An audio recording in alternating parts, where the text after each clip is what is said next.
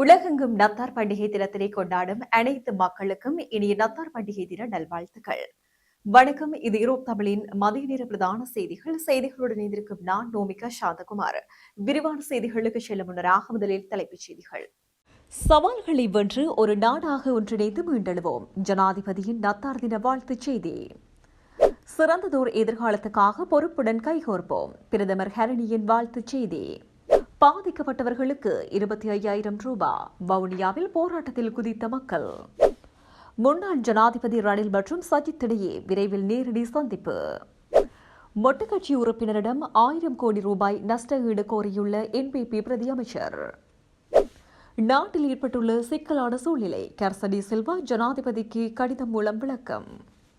இடித்து தள்ளப்பட்டு விஷ்ணு சிலை. தீவிரமடையும் எல்லை பிரச்சினை.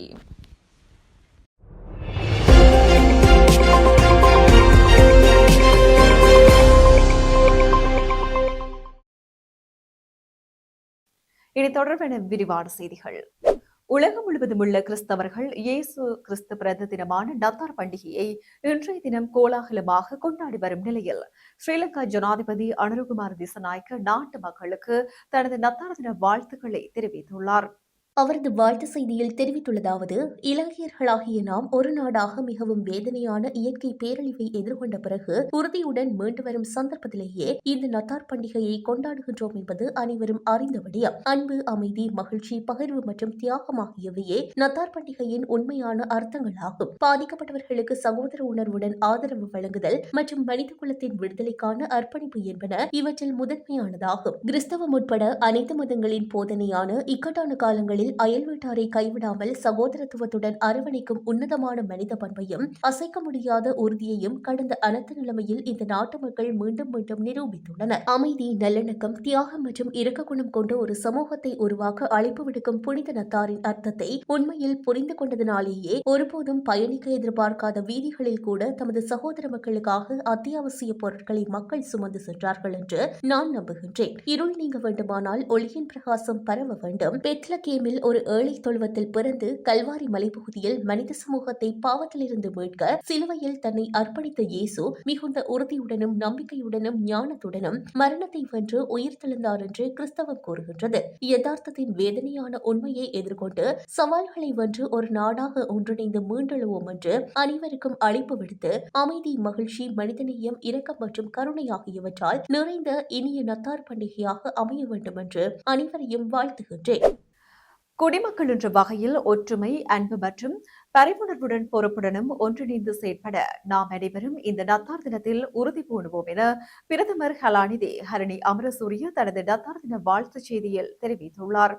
அவரது வாழ்த்து செய்தியில் தெரிவிக்கப்பட்டுள்ளதாவது, டிசம்பர் மாத பிறப்புடன் கிறிஸ்தவர்கள் நத்தார் பண்டிகையை கொண்டாட தயாராவார்கள். அமைதியின் செய்தியை ஏந்தியவராக பாலகர் இயேசுவின் பிறப்பு செய்தி பெத்லகேம் நகரில் இருந்து உலகை வந்தடைந்த அந்த நத்தார் தினத்தை மகிழ்ச்சியுடன் கொண்டாடுவதே கிறிஸ்தவ மக்களின் எதிர்பார்ப்பாகும். ஆனால் இந்த குளிர்கால டிசம்பர் மாதம் வழக்கமான மகிழ்ச்சி அல்லது உற்சாகத்துடன் விடியவில்லை. முழு நாட்டையும் உலுக்கிய இயற்கை பேரணத்தால் பாதிக்கப்பட்ட ஆயிரக்கணக்கான எமது சகோதர சகோதரிகளின் துன்பங்கள் மற்றும் பெருமூச்சுகள் மத்தியிலேயே அதனை நாம் அடைந்துள்ளோம். எனினும் நத்தார் தினத்தின் உண்மையான அர்த்தத்தை மனதில் கொண்டு இயேசுவின் வழிகாட்டுதலை பின்பற்றி நமது நாட்டு மக்கள் அனைத்து வேறுபாடுகளையும் மறந்து ஒற்றுமையாகவும் ஐக்கியமாகவும் ஒன்றுபட்டு பாதிக்கப்பட்ட தங்கள் சக குடிமக்களுக்காக அன்பு, கருணை மற்றும் இயேசு போதித்த மற்றவர்களை நேசித்தல் என்ற மகத்தான நன்றியினை உலகுக்கு எடுத்துக்காட்டியிருக்கின்றனர். நாட்டை இயல்பு நிலைக்கு மீட்டெடுக்கும் பணிக்காக அனைத்து இனங்களும் ஒரே குறிக்கோளுடனும் கூட்டுப்பொறுப்புடனும் தேசத்தின் எதிர்காலத்திற்காக ஒன்றுபட வேண்டிய ஒரு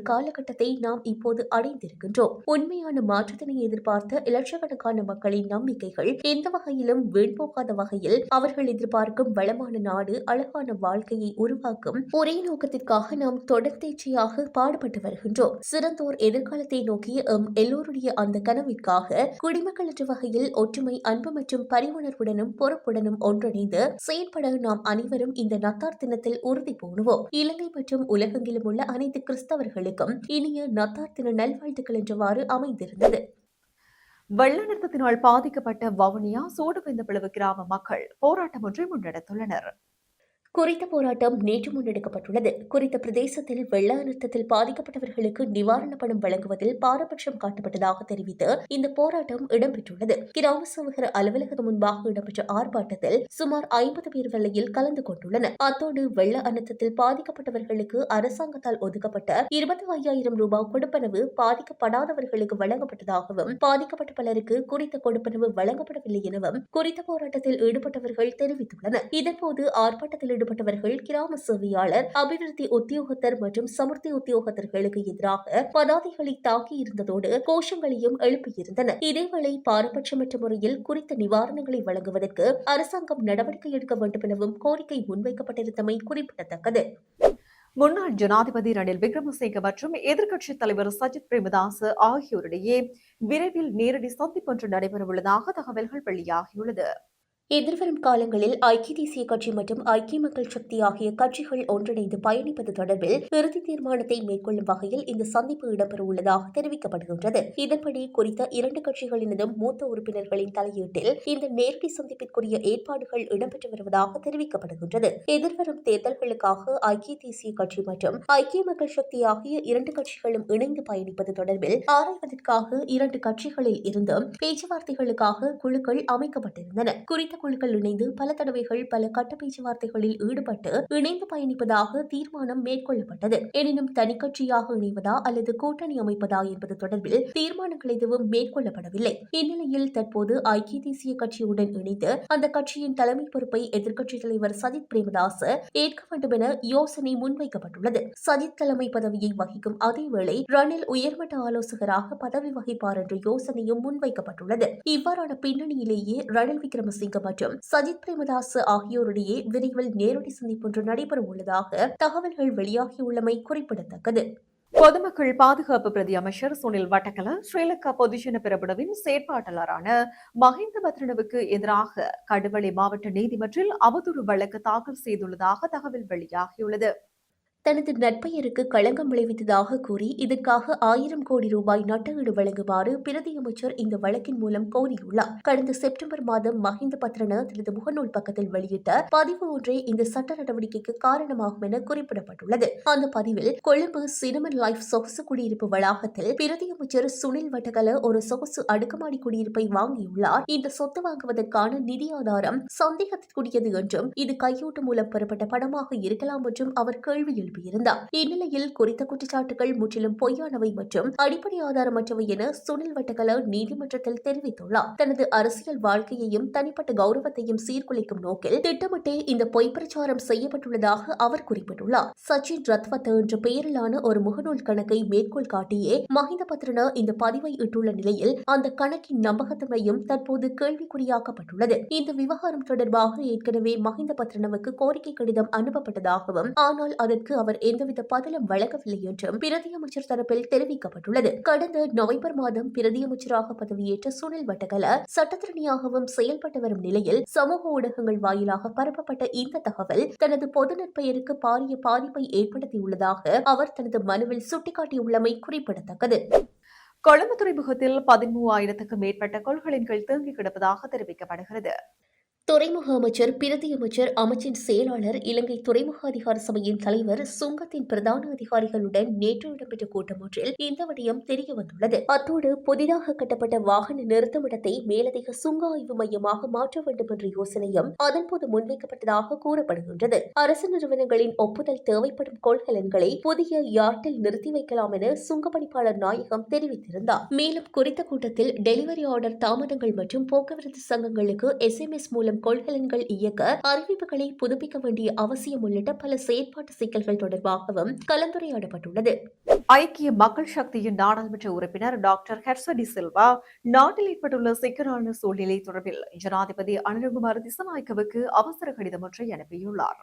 டிட்வா சூறாவளியால் ஏற்பட்டுள்ள பாதிப்பு காரணமாக நாடு ஒரு முக்கியமான தருணத்தை எதிர்கொண்டுள்ள இந்த நேரத்தில் டிசம்பர் முதல் கணக்காய்வாளர் நாயகம் பதவி நிரப்பப்படாமல் இருக்கின்றது. கணக்காய்வாளர் நாயகம் இல்லாதது ஒரு சிக்கலான சூழ்நிலையை ஏற்படுத்தியுள்ளதாக நிதிக்குழுவின் தலைவர் என்ற வகையில் டாக்டர் ஹர்ஷடி சில்வா ஜனாதிபதி அனுரகுமார திசாநாயக்கவுக்கு எழுதிய கடிதத்தில் தெரிவித்துள்ளார். அந்த கடிதத்தில் மேலும் குறிப்பிடப்பட்டுள்ளதாவது, அரசியலமைப்பின் 148வது பிரிவின்படி பொது நிதிகள் மீது பாராளுமன்றம் முழுமையான கட்டுப்பாட்டை கொண்டுள்ளது. அதை செயல்படுத்துவதற்கு செய்வதற்கு ஒரு சுயாதீன தணிக்கை பொறிமுறை அவசியம் என்பதோடு மேலும் அரசியலமைப்பின் 154வது பிரிவின்படி கணக்காய்வாளர் நாயகம் ஒருவர் நியமிக்கப்பட வேண்டும். அவர் அரசு நிறுவனங்களில் கணக்காய்வு செய்து அதன் விவரங்களை நாடாளுமன்றத்துக்கு அறிக்கை செய்ய வேண்டும் என குறிப்பிடப்பட்டுள்ளது என்றும் அவர் சுட்டிக்காட்டியுள்ளார். எனவே கணக்காய்வாளர் நாயகம் பதவி நிரப்பப்படாமல் இருப்பதால் மேல்குறிப்பிட்ட அரசியலமைப்பு செயல்முறை மீறப்பட்டுள்ளதாகவும் அவர் கடிதத்தில் குறிப்பிட்டுள்ளார்.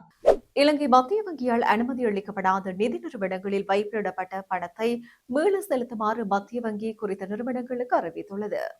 2011ஆம் ஆண்டின் 42ஆம் இலக்க நிதி சேவைகள் சட்டத்தின் பிரிவு 42 கீழ் நடத்தப்பட்ட விசாரணையை தொடர்ந்து இலங்கை மத்திய வங்கி இந்த அறிவிப்பை விடுத்துள்ளது. Mallet Fernando international forex exchange unit private limited மற்றும் குருகுல சூரிய பெர்மிமலன் பெர்னாண்டோ ஆகியவை நிதி சேவைகள் சட்டத்தை மீறி பண வைப்பு தொகையை ஏற்றுக்கொண்டதாக மத்திய வங்கி கூறுகின்றது. நிதி சேவைகள் சட்டத்தின் பிரிவு 42 கீழ் பொதுநலனுக்காக மத்திய வங்கி பொதுமக்களுக்கு இதுகுறித்து அறிவித்துள்ளது. அதன்படி உறுதிமொழி பத்திரங்களை வழங்குவதன் மூலமாகவோ அல்லது வேறு எந்த வகையிலோ பொதுமக்களிடமிருந்து வைப்பு தொகைகளை ஏற்க முடியாது என்று இலங்கை மத்திய வங்கி சம்பந்தப்பட்ட நிறுவனம் மற்றும் தனிநபருக்கு அறிவுறுத்தியுள்ளது. மேலும் நிறுவனம் மற்றும் தனிநபர் வைத்திருக்கும் அனைத்து வைப்பு பணங்களையும் வைப்பாளர்களுக்கு வழங்க நடவடிக்கை எடுக்கப்பட வேண்டும் எனவும் மத்திய வங்கி அறிவித்துள்ளது.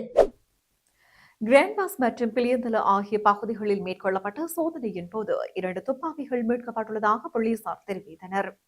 கிராண்ட் பாஸ் ஹெடேவத்த பகுதியில் உள்ள வெற்றுக்காணி ஒன்றிலிருந்து T56 ரக துப்பாக்கி ஒன்றும் அதற்கு பயன்படுத்தப்படும் 27 தோட்டாக்களும் மீட்கப்பட்டுள்ளன. அதன்படி குறித்த சம்பவம் தொடர்பில் CCTV காட்சிகளை அடிப்படையாக கொண்டு காவல்துறையினர் விசாரணைகளை முன்னெடுத்துள்ளனர். இதன்போது குறித்த இடத்திற்கு துப்பாக்கியை கொண்டு வந்து இட்டு சென்ற நபர் அடையாளம் காணப்பட்டு கைது செய்யப்பட்டுள்ளார். கைது செய்யப்பட்ட சந்தேக நபர் கொழும்பு 14 பிரதேசத்தை சேர்ந்த 67 வயதுடையவர் என காவல்துறையினர் தெரிவித்துள்ளனர். இதேவேளை பிளியந்தலை பிரதேசத்தில் வெளிநாட்டில் தயாரிக்கப்பட்ட பிஸ்டல் ரக துப்பாக்கி ஒன்று காவல்துறையினரால் மீட்கப்பட்டுள்ளது. மேல்மாகாண வடக்கு குற்றத்தடுப்பு பிரிவு அதிகாரிகளுக்கு கிடைத்த ரகசிய தகவலுக்கு அமையவே இந்த துப்பாக்கி கைப்பற்றப்பட்டுள்ளது. எனினும் குறித்த துப்பாக்கி தொடர்பில் தகவல்கள் இதுவரை வெளியாகாத நிலையில் மேல்மாகாண வடக்கு குற்றத்தடுப்பு பிரிவின் அதிகாரிகள் மேலதிக விசாரணைகளை மேற்கொண்டு வருகின்றமையும் குறிப்பிடத்தக்கது. தென்கிழக்கு ஆசிய நாடுகளான தாய்லாந்து மற்றும் கம்போடியா இடையே எல்லை பிரச்சினை தீவிரமடைந்து வருவதாக சர்வதேச ஊடகங்கள் எச்சரித்து வருகின்றன.